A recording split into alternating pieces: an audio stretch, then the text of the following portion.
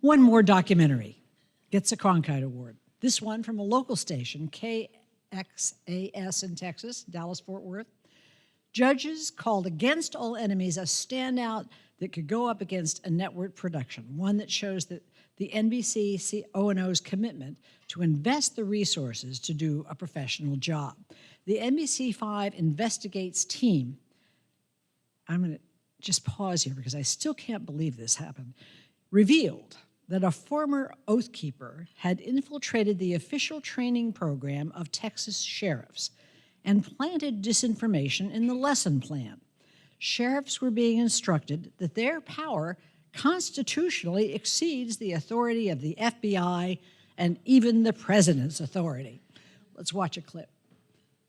On the CSPOA website, it actually says, we are a higher authority even than the President of the United States. Their view is they answer only to the Constitution, but of course it's the Constitution as they interpret it. But this idea that may sound ridiculous to the constitutional law experts we spoke to is actually drawing a crowd of Texas law enforcement officials to hear the message. We've obtained government records, including internal law enforcement emails, showing how Richard Mack has been able to organize training sessions for law enforcement across the state.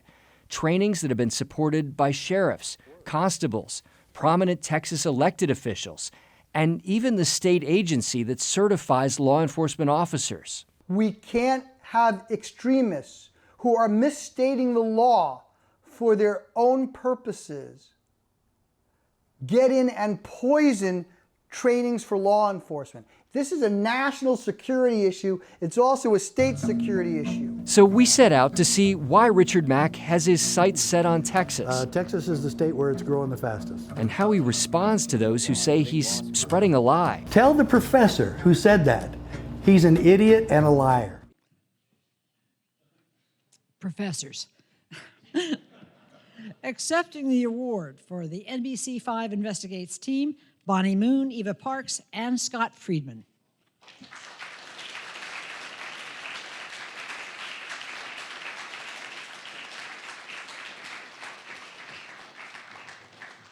Scott.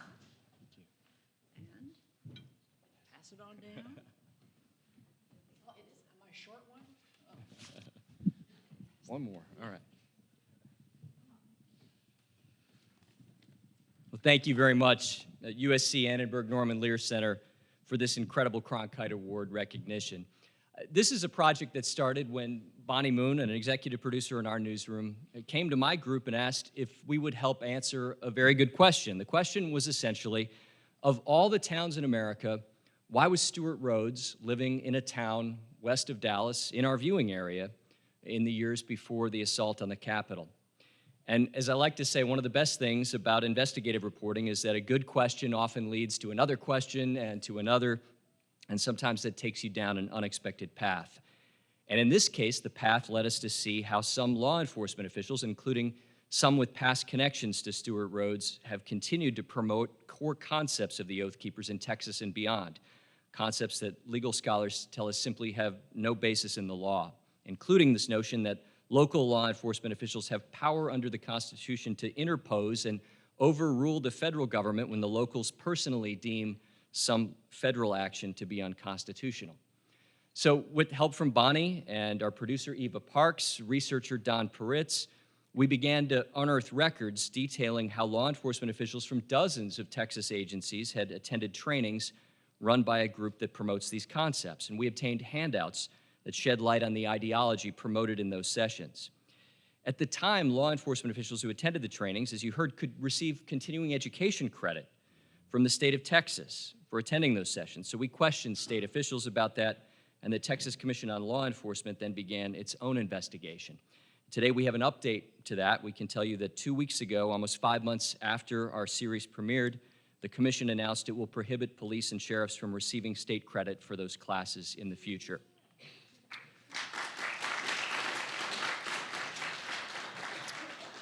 On the visual side of the project, credit goes to Mike Ortiz, our photojournalist who traveled the back roads of Texas and beyond to tell the story, the way back roads in some cases. Edward Ayala stepped in to beautifully edit the video, assisted by Ian Chapoy, who built graphics to illustrate how this law enforcement movement has spread across the state. Our Vice President of News, John Stone, supported this months-long effort, and teams like ours don't exist without incredible management like Valerie Staub and Kevin Keeshan and others at the NBC-owned Stations Group. I also want to say thank you today to all of you for producing the projects being recognized here. This work can feel like a bit of a lonely road sometimes because voices that seek to spread disinformation can seem louder than voices of truth and reason at times. And so as journalists, I think events like this are moments for us to come together and support each other. We have to remain united in reminding our audiences that fiction does not gain truthiness simply because it's spoken by people in positions of power. Repeating falsehoods again and again does not suddenly make them true. We have to counter with facts.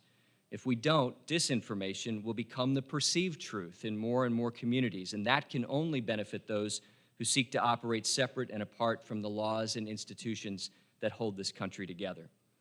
So we leave here today grateful for this honor and with a renewed commitment to supporting each other in pursuing truth. Thank you again.